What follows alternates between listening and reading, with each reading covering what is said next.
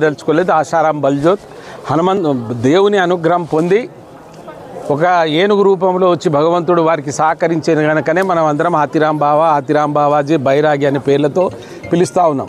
నేను ఇక్కడ ఉన్న పెద్దలకు దీని గురించి పెద్ద చరిత్ర ఏం చెప్పదలుచుకోలేదు సార్. 2-3 సమస్యలు ఉన్నాయి. ఈ దేశంలో బంజారా జాతి, ఈ దేశ రక్షణ, ఈ దేశ నిర్మాణం నేను మాట్లాడిన మాటలు కాదు.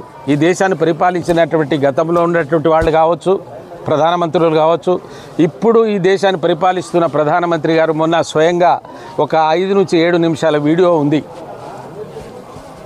పౌరాగఢ్లో బంజారా విరాసత్ అదే మేము చాలామంది వారికి వినవించడం జరిగింది. ఇక్కడ ఉన్న నాయకులందరి సంతకాలు తీసుకొని వారికి ఇచ్చాం.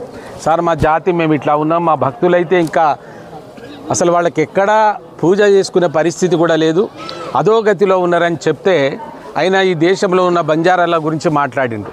అంతేందుకు రవిశంకర్ అయ్యర్ గారు మాట్లాడినటువంటి వీడియో బహుశా మీరు చూస్తూ ఉంటారు. ఇప్పటికి కూడా అడుగుతాం